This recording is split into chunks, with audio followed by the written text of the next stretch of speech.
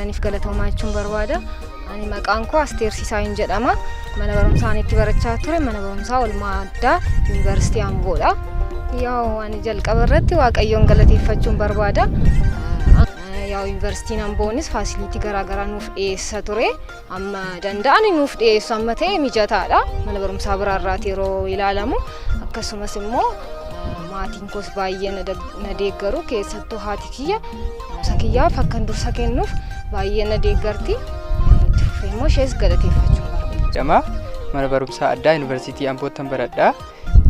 Anis baranaa barattoota qabxii olaanaa galmeessan keessaa isa tokkodha. Qabxiin galmeessas immoo 540dha. 540dha.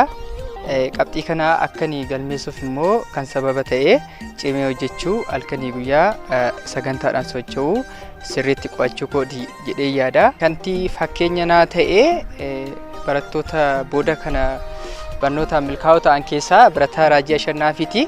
Amma yeroo ammaa kana Yuunivarsiitii Ameerikaa akka addunyaatti beekamaa ta'e MIT'tti kan baratudha. Yeroo mara YouTube irraa barataa sana nan hordofa. Paashinii isaa sirriitti nan laala. Kanaaf iyyuu cimee hojjedhee akka barataa kanaa ta'uun qaba jedhee sirriitti hojjedheera. Barattoota duuba jiraniifis cimanii hojjechuun akka milkaa'ina nama taasisu kan mirkaneessudha jechuudha. Kanaaf iyyuu carraa kanaan jabaadhaa hojjedhaa cimaa hojjedhaa bakka yaaddan inuma geessu bakki kamiyyuu inuma gaama garuu cimtanii hojjechuu qofaadha wanti isinirraa eegamu. Galateeffachuun barbaadu barsiisota koo fi maaneejmentii mana barumsaa kana baay'ee galateeffachuun barbaada. Sababni isaas immoo baay'ee nu gargaaraa turanii karaa garaagaraatiin even mock exaamiidhaan barattoonnis immoo wal gargaaruuna isatu baay'ee kanan dhaamu yeroo keessan baay'ee itti fayyadama jechuun barbaada. Sababni isaas yeroo kanatti sooshaal miidiyaan garaagaraatu jira akkasumas immoo hiriyoonni keenyas qo'achuu hin barbaadani ta'uu danda'a. Garuu yaada keenyaa fi galma keenya yoo beekne isa irratti online goone taayimii keenya sirriitti fayyadamuu qabna jedheen yaada. Software injiinarii ta'uun barbaada. Kan koo barsiisaa Baqqalaa Margaan jedhama. Daayireektara mana barumsaa addaa kan Yuunivarsiitii Ambooti. Akka beekamu sagantaa amma gaggeessaa jirru kun sagantaa beekamtii kennu barattoota kutaa 12ffaa bara 2017 parsantii 100 darbuudhaan gara yuunivarsiitiitti ergine wal qabsiifnee sagantaa baga gammaddanii fi baga milkooftaniiti.